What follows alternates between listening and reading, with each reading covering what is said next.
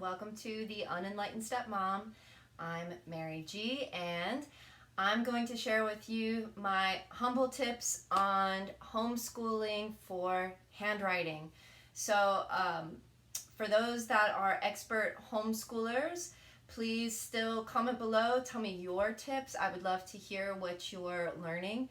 For us, our daughter's in second grade, and a big thing this year is handwriting. And I love handwriting. Both my partner Eddie G and I think that handwriting is super important for children. It's not a popular necessarily opinion these days. I hear many people saying, hey, typing skills, coding skills, who cares about handwriting? But you all know that when you're next to someone who's writing something and their handwriting is really beautiful, you like have a sense of admiration for them. It's such a sweet quality. It's like these people took the time to learn a precious way to communicate. It's like communication is such a gift, and now we take it for granted. We have the internet and we have YouTube, and we're able to just put like every thought out onto the internet in many different forms, whether it's social media, Twitter, whether it's in photos and Instagram, whether it's YouTube and vlogging or blogging and podcasting, and we're just like putting it out there. And there's something so nice about simple handwritten things. And so, I don't know, it's a really cool thing to teach and to learn. It's also fun and you spend time together, but it can be frustrating for children to learn handwriting. And in my experience, how I behave and how I teach can either add to the frustration. I'm really, really good at adding to a child's frustration while they're learning. This has been something I've been learning as a homeschooling parent, that, man, I know how to add to frustration. So I'm giving these tips in a way to say, let's not add to the frustration. They're learning something that they don't know how to do. I think that's so important to remember as homeschooling parents. Is it's not like you're teaching them 2 + 2 = 4 and they already knew that. It's like, no, they didn't know that before. They don't understand that. They didn't understand time and how to read a clock before they're learning that for the first time. It's not like a review. And so there's a lot of those things, especially if you've got younger children. I don't even remember learning those things. It's like, did I just come out of the womb knowing mathematics? I might have. It was one of my stronger subjects, but it's very, very humbling when you're teaching someone and it's like, you're like, oh, wait, this whole like number thing, this is like a weird concept. We're like giving value to things that may or may not exist and adding them and multiplying them and dividing them, and it's a lot. So be patient with your children and be kind and loving and compassionate, and don't worry, they'll get through it. But my number one tip for handwriting is have the alphabet for them in some way. This is a really simple one, and especially if your kids are at home right now because of coronavirus COVID-19, remember that their classrooms that they're in have the alphabet like up on the wall in beautiful things. Everything they're learning is supplemented by the way that your amazing teachers have set up their classrooms. So I'll tell you, like, my house does not look like it came out of a magazine, okay? Like, you go into our downstairs and it looks like a mixture between a musician's studio, a video gamer, and a homeschooling classroom. It's like, that's our reality, and I don't even care. I'm not stressing about it. So if you've got your kids at home for a few weeks and you're having to homeschool them, make your environment fun. I don't know why we create homes where it's like we're supposed to act like children don't exist in them. We shove all their kid stuff into their rooms, but the rest of the house just looks like a magazine. It's like, okay, cool. It's like totally weird, right? Like all kid culture has to be hidden in this house, not in my house. And while you've got your kids homeschooling, you need to get it like, you need to give them some resources. So this is a simple one. It comes off of a paper pad, a writing pad, and keep it around because they want to look at this. They'll reference it. And it might seem silly, no matter how many times they've written their name, there's going to come a time where they're like, wait, Does my G go this way or that way? Okay, because it's amazing how often those P's turn out backwards. Like for a long time. You'll be surprised. So be patient. Don't be frustrated. Don't make the same mistakes I did and be like, really? Like your P is still backwards, homie? No. Just be patient. Have a visual guideline. The other thing that I'll recommend is make it fun. So when you're practicing handwriting with your kids, it has to be interesting. I had another video, my number one tip for homeschooling, interacting with your kids. It's not so much fun for them to be like, practice your handwriting for 20 minutes and walk away. It's like, they're like, cool. Thank you, tyrant. Thank you, dictator of the home. It's not fun. Nobody wants to feel like they live in a house with a dictator, you guys, with a tyrant. Nobody. So you're not their teacher, you're their parent. Even if you're a homeschooler, you're their parent first. And we're teaching them, and that's a beautiful thing, but we need to teach them more than just handwriting and mathematics. We need to teach them how to be a kind, intelligent, honest human being. So treat your children with respect. They deserve your respect, and you need to express it. And when I say you, I'm talking to myself, because honestly, I'm the only person in this room right now, and I'm talking to a piece of technology. So this is for me as well.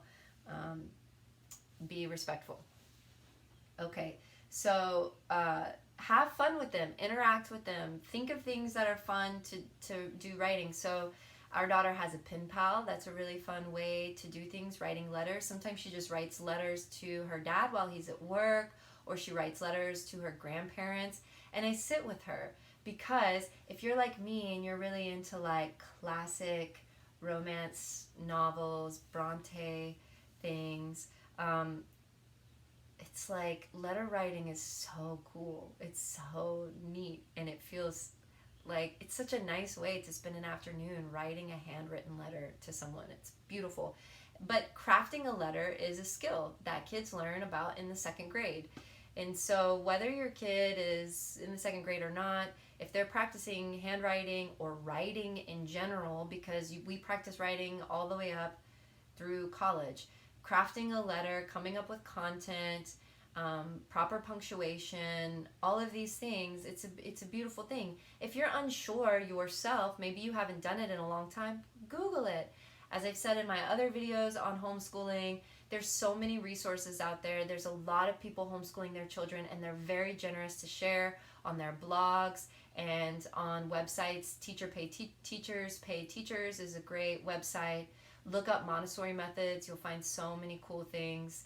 But literally Google crafting a handwritten letter or something like that, and you'll find all types of things to share with your child, whether you want to focus on punctuation, capitalization, sentence structure. You can ask them to write a letter and include, so right now in second grade, we've worked a lot on quotations. She's learning about dialogue. And so I could say, let's write a letter that has dialogue in it. Let's think of a conversation that we loved recently, or we'll make one up, like, oh, the cats were playing and we imagined they were saying this to each other, and it's like we're telling her grandma about the cats and what they may or may not have been saying to each other. So then we get to use the punctuation and the capitalization that's used when including dialogue in something written. So that's really fun. Letter writing is really cool. Our daughter loves to write poetry. Oh my gosh, she loves poetry. Poetry is always a unit through any level of schooling, second grade and up, even before that. So if you're doing handwriting, do poetry with your kids. We kind of like make them up and then write them down, and we each play our own part. So I write my own poems down, she writes her poems down. It can even turn into where we illustrate it. It can be a whole thing, so you can really get creative with that. But poetry is really fun. Our daughter is also learning how to play the piano, and she enjoys making up her own songs, so she writes out her songs, and that's really fun for her. And recently, the coolest thing happened. So she basically did this on her own. If I was more forward thinking, I could have come up with the idea sooner, but just the idea that when your kid is excited about something, they're more likely to want to do it and want to do it well. So our daughter decided that she wanted to have a song book where she wants to write down the lyrics to the songs that she's learning on the piano and include the notes that she's supposed to play on the piano.